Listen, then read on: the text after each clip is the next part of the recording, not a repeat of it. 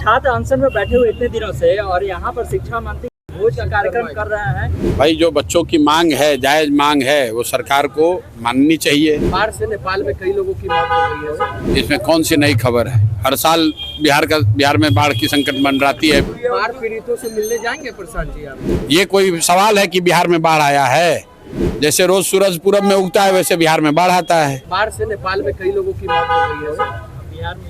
बिहार में भी संकट इसका मंडरा रहा है बाढ़ का। अब इसमें कौन सी नई खबर है? हर साल बिहार में बाढ़ की संकट मंडराती है। बिहार में बाढ़ आता है। सरकार बाढ़ के नाम पर लिपापोती करती है, फिर अगले साल बाढ़ आएगा। जैसे अनशन पर बैठे हुए हैं वहाँ पर छात्र अनशन में बैठे हुए इतने दिनों से और यहाँ पर शिक्षा मंत्री आज भोज का कार्यक्रम कर रहे हैं और उनका गृह प्रवेश था। क्या आपका सवाल क्या है? सवाल ये है कि एक तरफ जहाँ वो अनशन कर रहे हैं वहाँ दूसरी तरफ वो भोज कर रहे हैं, उनकी बात को कह रहे हैं कि सब रिजॉल्व कर दिया गया है। भाई जो बच्चों की मांग है, जायज मांग है, वो सरकार को माननी चाहिए। इन लोगों ने कहा था कि 25 लाख नौकरी देंगे, तो TRE-4 इनको तुरंत करना चाहिए। उसमें नए नियम कानून जो सरकार ने लगाए हैं, जिसका छात्र विरोध कर रहे हैं, उसको नहीं करना चाहिए। सर, बीजेपी के बड़े नेता तैयारी कर रहे हैं जेएनजी से मिलने की। सम्राट चौधरी ने भी मुलाकात की। अच्छी बात है, मिलना ही चाहिए।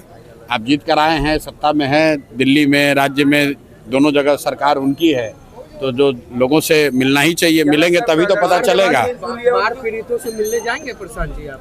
अरे भैया, बाढ़ आप तो ऐसे बता रहे हैं जैसे बाढ़ बिहार में पहली बार आ रहा है। बाढ़ यहाँ हर साल आता है, हर साल लाखों लोग उससे प्रभावित होते हैं। हम तो 4 साल से लगे हुए हैं उसमें। ये कोई सवाल है कि बिहार में बाढ़ आया है? बिहार में बाढ़ आना, जैसे रोज सूरज पूरब में उगता है वैसे बिहार में बाढ़ आता है।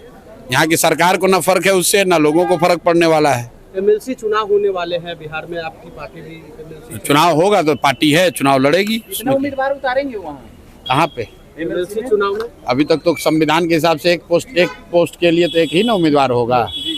तो 8 है तो 8 होंगे। किशनगंज में भी चुनाव होने वाले हैं जी। बाई इलेक्शन एक और जगह होने वाले हैं। कहाँ पर? सीमांचल में। मुझे तो नहीं जानकारी है। अगर कोई बाई इलेक्शन होने वाला है तो आप बताइएगा। MLC चुनाव की क्या तैयारी है प्रधान जी? भाई जो राजनीतिक दल है, जो सामान्य तैयारी लोग करते हैं, वो हम लोग भी करेंगे। और आने वाले 5-7 दिन में आपको पता चलेगा कि जनसुराज की ओर से MLC के कौन लोग उम्मीदवार हैं।